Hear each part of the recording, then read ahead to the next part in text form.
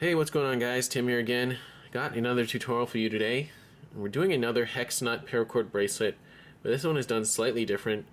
And as you can see, the Hex Nuts are done in a way that's through like a braided Paracord Bracelet. And they really are the star of the show in this type of bracelet. It is not in loop. And there are other tutorials on YouTube about how to do this style of bracelet, but I just wanted to do one with paracord and also to add my own sort of touches to it, like I did with this, just the cobra stitching here. And yeah, this is also done with the knot and loop, and these are done with brass hex nuts. Okay, so if you guys like the look of this one, definitely check this tutorial out. And with that being said, let's get into the tutorial. Alright, so I got my paracord ready here, and I've got one long piece and one slightly shorter piece.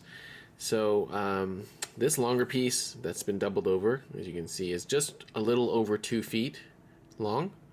And then this one here, the separate one, is also is just over 1 foot long. Okay, so I gave myself a little extra just to be sure, but in total you're using more or less 3 feet of paracord. Okay, so how we're going to start it off, I'm going to take the longer piece, double it over, and then we're going to tie a single snake knot. We've all done this before. You take the strand on the left, bring it in front of the strand on the right, and go behind. And then this strand on the right, we go behind that, everything there, and we go through this opening here. And then we have our snake knot. Okay, so after that, we're going to take our third cord and we're going to feed it through the middle here. See how there's an opening here? We're going to put it through the middle like that, and then we're going to cinch it down like so. Okay, so it doesn't have to be perfectly centered. The main thing is that you want to get this like 3 cords here and this one attached. Okay, so just to show you, see how it's attached in, or just fed through there. It's okay if it's a little loose. You want to tighten this as much as you can, but yeah, we're going to do that. Okay, so now for this part, you want to make about your 1/4 inch loop. Okay, so I always use my thumb as a guide, but that again, that depends on the size of your thumb. And then we want this tightened in here. Okay, so if this isn't in the middle, like so, it's okay. If it's off to the side, that's fine, because we're going to trim the excess here and melt it, and it'll stay in place for sure. Okay, so when you have your paracord set up like this, the snake knot with the extra cord fed through, we're ready to start. Okay, so for the next part, as you can see if you just look up at the top of my screen here, I've got this just tied to my monitor actually, but I just have it anchored, so you can use whatever you wish. I mean, you can even just take some duct tape and tape this down to your table. But when you have it attached to something like this, or put it on a jig, that'll make it a lot easier to do. Okay, so from here, we're doing a very simple, we're just going to braid. And when you do a braid, you start with either left or right. I'm going to start with the right. I'm going to go over in the middle. And then you're going to take the one on the left and then go over. So you're always just bringing the one on the outside into the middle. Okay, like that. And then we're just going to start braiding like so. Okay, so left strand over, and again, see, that's why this tension helps. So now right strand over like so. Okay, so we're just going to continue to braid our bracelet here. I'm going to do about 1 inch or 1.5 inches. So as you can see, it's very simple. So we're getting to the bottom part now. But that's about it. So you're always taking the strand on the outside, you're bringing it into the middle, right? That's how we do a simple braid. So I'm going to braid about the 1 inch, which I've got right about now. And then from here, or 1.5 inches, from here we can start adding the hex nuts. Alright, so at this point we start adding the hex nuts, and I've got some brass ones because I like the nice golden color. Now the exact size, I don't know the proper sizing for these. I've measured them though.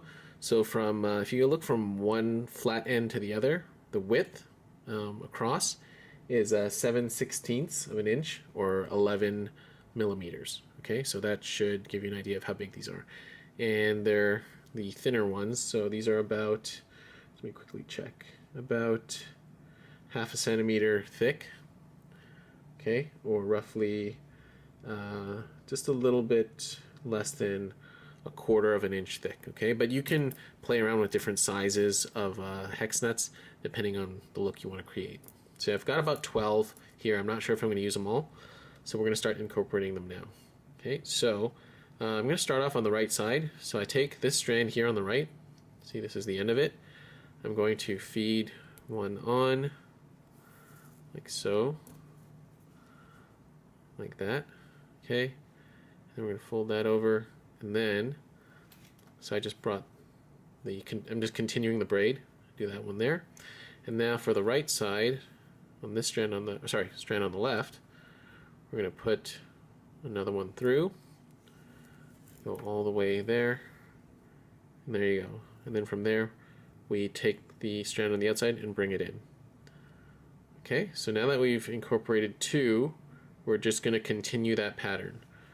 Okay, so again, strand on the right. We're going to feed this through. This gets a little tricky because you have to hold all this together. So put that one through, like so, like that. And then we bring this strand over.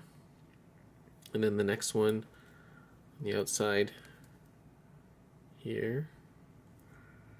Put the hex nut on, like so.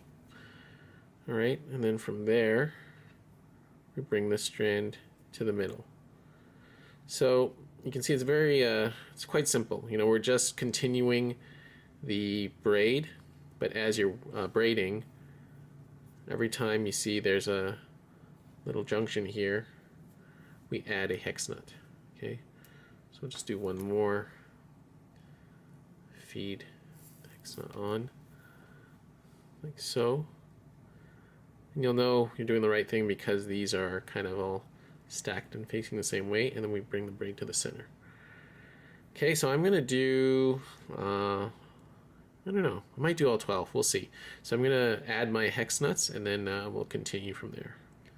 So I ended up using all my hex nuts, and from here you're just going to continue weaving another section, or braiding another section of the braided bracelet. Okay, so I'm going to do another 1.5 inches to match the other side, and we'll get there really quick, like so. I believe that's about 1.5 inches, and then now I will show you guys how to finish it off. So you can see I just continued braiding. Alright, now we're going to finish and finish off the end here. Alright, so from here to finish off, you got a couple options. If you want to be really simple about it, you can just gather your cords like this and then just tie like a large knot, and this works just fine. It is a little it's not as pretty, I guess you can say. Just let me show you real quick. I'm gonna push all these cords through.